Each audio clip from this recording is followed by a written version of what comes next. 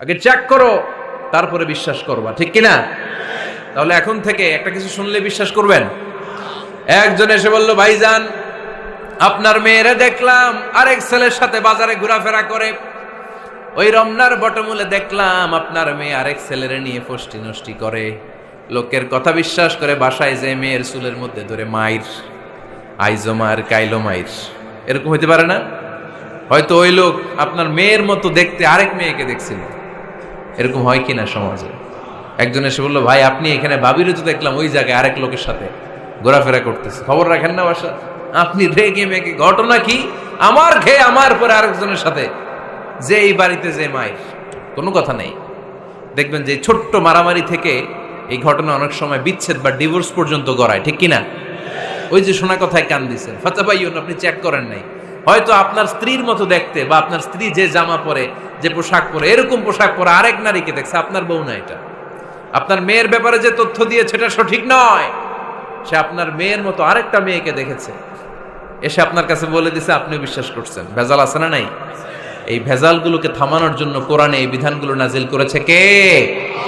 তাহলে ফরিদপুরের ভাইয়েরা, সমাজটারে সুন্দর রাখার তথ্য একটা শুনলেই বিশ্বাস করবেন না। সিলে কান নিয়ে গেছে, শুনলেই সিলের পিছনে দৌড়, নাকি? কি করবেন? আগে কানে হাত দিয়ে একটু দেখবো কান দুইটা আছে না নাই, তারপরে চিলের পিছনে দৌড়ানো। তাহলে এখন থেকে আমরা তথ্য একটা শুনলেই বিশ্বাস করব। তাহলে কি করবেন? বলতে হবে কি করবেন? যাচাই বাছাই, জাস্টিফিকেশন অফ দ্য নিউজ। কোন নিউজ জাস্টিফিকেশন ছাড়া আমরা প্রচার করব, বিশ্বাস করব, শেয়ার করব না। আল্লাহ বললেন, ইয়া আইয়ুহাল্লাযীনা আমানু লা ইয়াসখার কওমুম মিন কওম। ওহে আমার ঈমানদার বান্দারা, শোনো শোনো, খবরদার কখনো কোনো মুমিন বান্দারে ঠাট্টা করো না, অবজ্ঞা করো না, ঠাট্টা করো না। তার মনে কষ্ট হয় এমন কোন কথা তারে বলো না। Never stop of anybody. কাউকে নিয়ে ঠাট্টা করবেন না, তার দেহ নিয়ে, তার আকৃতি নিয়ে, তার বংশ নিয়ে। এক লোকের বাবা ছিল চোর, কিন্তু তার ছেলে অনেক ভালো। আপনি কি তারা বলতে পারবেন তুই চোরের ঘরের চোর? বলতে পারবেন? চুরি করছে বাবা, ওর কি দোষ? কথা বলেন। এগুলো কবিরা গুনাহ। আওয়াজ করে বলেন তো, কি গুনাহ?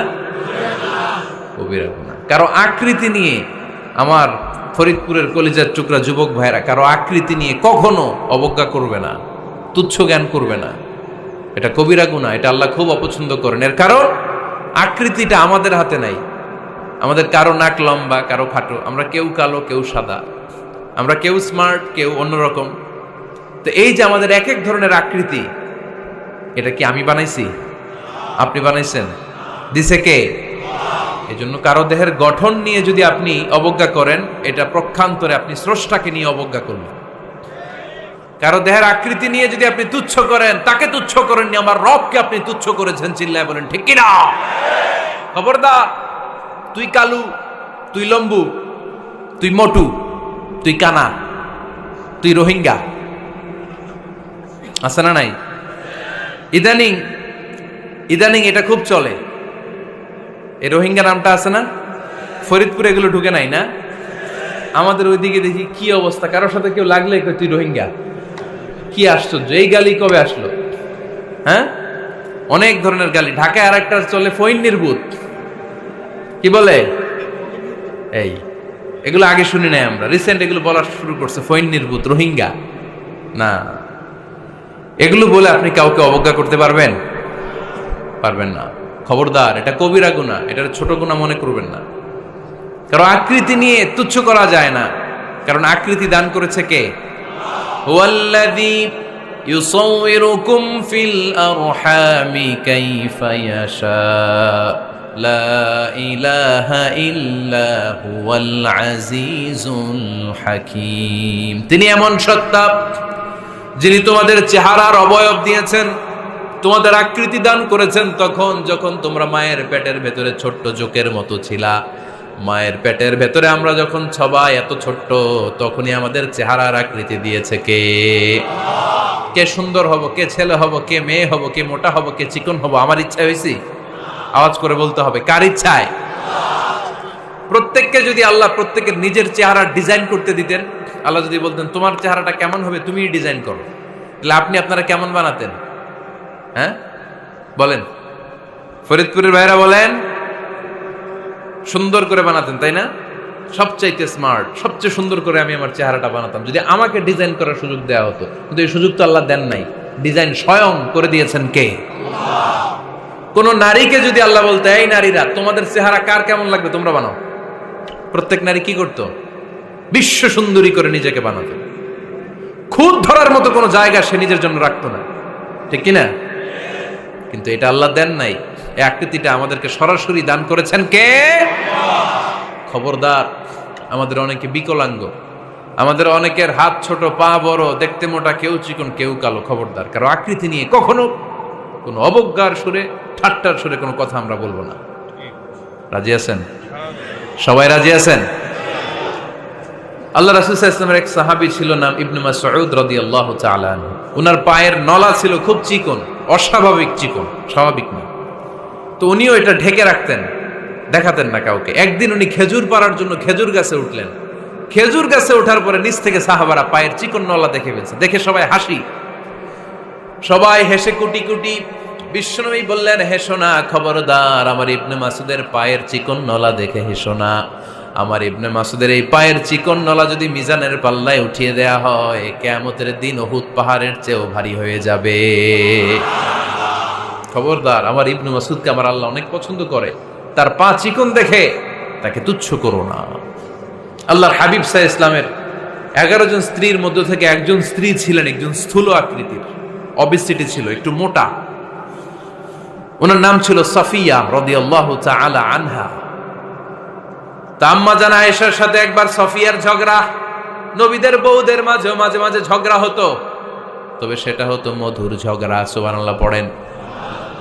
আম্মা জান আয়েশা রাদিয়াল্লাহু তাআলা আনহার বাসায় একদিন বিশ্বনবী বসা ছিলেন। আরেকজন স্ত্রী, বিশ্বনবীর আরেকজন স্ত্রী রান্না করে কিছু খাবার আম্মা জান আয়েশার ঘরে পাঠিয়েছেন। এক দাসী দিয়ে বলল, যাও এটা আয়েশার ঘরে দিয়ে আসো, কারণ নবী আয়েশার ঘরে। আম্মা জান আয়েশা রাদিয়াল্লাহু তাআলা আনহা বললেন, এগুলো কি? ওই দাসী বলে, তরকারি। কে দিছে? অমুক স্ত্রী। কেন দিয়েছে? আমি কি রান্না করতে পারি না? তোমরা রান্না তোমরা খাও। এই কথা বলে পাতিল সহ উড়ায় মারছে চেহারার মধ্যে। এর কারণ ওনারা মানুষ ছিলেন, মানবীয় ব্যাপারগুলো ওনাদের মধ্যেও কাজ করত। আবার এক স্ত্রী ঝোল দিয়ে রান্না করে কিছু খাবার নিয়ে এসেছে। আম্মা জান আয়েশা রেগে মেগে ওই ঝোল নিয়ে ওই স্ত্রীর গালের মধ্যে মেখে দিয়েছেন।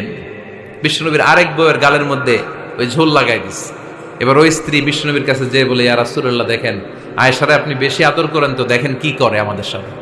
এই যে আমাদের গালের মধ্যে ঝোল মাখাই একেবারে মেকআপ বানাই দিচ্ছে। বিষ্ণু ইসা ইসলাম বললেন, তাই আয়েশাকে ডাকো। আম্মা জান আয়েশা রাদিয়াল্লাহু তাআলা আনহা আসলেন। আল্লাহ রাসূল সাল্লাল্লাহু আলাইহি ওয়াসাল্লাম বললেন, তুমি কি আমার এই স্ত্রীর সাথে এমন আচরণ করেছো? আম্মা জান আয়েশা বললেন, করেছি। কেন? আম্মা জান আয়েশা বললেন, তখন মেজাজটা গরম ছিল, এখন বুঝতে পারতেছে আসলে এই কাজটা করা ঠিক হয় নাই। এবার বিশ্বনবী বিচার করবেন। বিশ্বনবী বললেন, আল কিসাস, যেমন করা হয়েছে বিচার হবে তেমন। তোমার গালে যেমনি ঝোল লাগাই দিছে, তুমি একটু ঝোল নিয়ে আয়েশার গালে লাগাই দাও। সুবহানাল্লাহ পড়বেন না? ওই স্ত্রীও কিছু ঝোল নিয়ে আম্মা জান আয়েশার গালে লাগাই দিল। এখন দুইজনে হাসতেছে, বিশ্বনবীও হাসলেন, আরশের উপর থেকে খুশি হয়ে গেলেন কে? তো স্ত্রীদের মধ্যে মাঝে মাঝে এটা ঘটতো। সাফিয়া রাদিয়াল্লাহু তাআলা আনহা ছিলেন একটু মোটা। আম্মা জান আয়েশা বললেন, ইয়া রাসূলুল্লাহ, দেখেন আপনার মুটি বউ, আপনার মুটকি বউ, এই মুটি বউ বলে একদিন একটা গালির মতো দিয়ে ফেলছে। আল্লাহ রাসূল সাল্লাল্লাহু আলাইহি ওয়াসাল্লাম রেগে গেলেন, বললেন, আয়েশা এটা কেমন কথা তুমি বললা মুটি? আমার সাফিয়ারে তুমি মুটি বলে গালে দিলা রে আয়েশা। ইয়া আয়েশা লাকাদ কুলতিলা কালিমা লাউ মুজিজাত বিমাইল বাহরি লামাজাজাতহু, এমন একটা মন্তব্য তুমি সাফিয়ার ব্যাপারে করে ফেলেছো রে আয়েশা, এই কথাটা যদি সাগরের নীল পানির মধ্যে ছেড়ে দেয়া হয়, এই কথার পঙ্কিলতার কারণে, এই কথার কর্দমাক্ততার কারণে, এই কথার পঙ্কিলতার কারণে সাগরের সব পানিগুলো মুহূর্তের মধ্যে কালো হয়ে যাবে।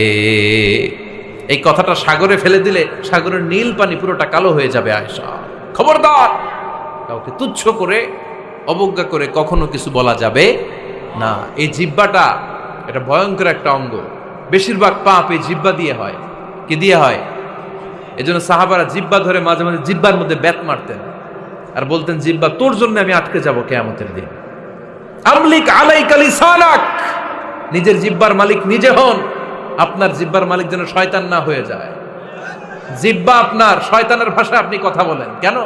খবরদার, প্রতিটা কমেন্ট, প্রতিটা কথা, প্রতিটা মন্তব্য, এগুলোর ব্যাপারে কিয়ামতের দিন পাই টু পাই করে আপনার কাছে আল্লাহর সুপ্রিম কোর্টের কাঠগড়ায় দাঁড় করিয়ে আপনারা জিজ্ঞেস করবে কে? এজন্য বিশ্বনবী বলছেন মাইয়াদমানলি মা বাইনা লিহিয়াইহি ওয়া মা বাইনা রিজলাইহি আদমান লাহুল জান্নাহ। আমার কোন উম্মত যদি দুইটা অঙ্গের গ্যারান্টি আমারে দেয়, আমি আমার উম্মতকে জান্নাতের গ্যারান্টি দেব। দুইটা অঙ্গের, একটা হলো জিহ্বা আর একটা লজ্জাস্থান। দুই চোয়ালের মাঝে যা থাকে লিজ্জা জিহ্বা, আর দুই পায়ের মাঝখানে যা থাকে লজ্জাস্থান। এই দুইটা অঙ্গের গ্যারান্টি যদি বিশ্বনবীকে আপনি দেন যে নবী জিহ্বা আর লজ্জাস্থান এই দুইটা অঙ্গের কোনো পাপ আমি করব না, নবী বলে আমি দুনিয়ায় তোমার জান্নাতের গ্যারান্টি দিলাম। এজন্য জিহ্বাটারে সামলান, যা মনে চায় বললেন না। খবর আছে না নাই? খবর আছে। মা ইয়ালফিযু মিন কাউলিন ইল্লা লাদাইহি রাকীবুন আতীদ, যা মুখ দিয়ে বের হয় লিখে রাখার জন্য দুইজন ফেরেশতা রেডি করে রেখেছে কে? চিল্লায় বলেন। যতদিন আমরা বেঁচে থাকবো ততদিন থাকবে আমাদের কাঁধে। আমরা মরে যাবো, এই ফেরেশতারা উড়াল দিবে, ঠিক কিনা? দুই কান্দে জি ছিল যে তোমার দুইজনা পাহারা, তোমারে একলা থইয়া পালাইছে তাহারা। তোমার আটকুঠুরি নয় দরজা বন্ধ এবার হলো রে হলো, মুখে আল্লাহ রসুল সবে বলো, ও মুখে আল্লাহ রসুল সবে বলো। দুয়ারে আইসাছে পালকি নাই হরি গাও তোলো রে তোলো, মুখে আল্লাহ রসুল সবে বলো, ঠিক না? এজন্য সাবধান। আমলিক আলাইকা লিসানাক, নিজের জিহ্বার মালিক নিজে হন। মন যা চায় মুমিন তখন ইচ্ছা মতো মন মতো কোনো মন্তব্য ছুটতে পারে না। বিশ্বাসী বলে যদি নিজেকে দাবি করেন, নিজের জিহ্বার মালিক নিজে থাকার দরকার আছে না নাই?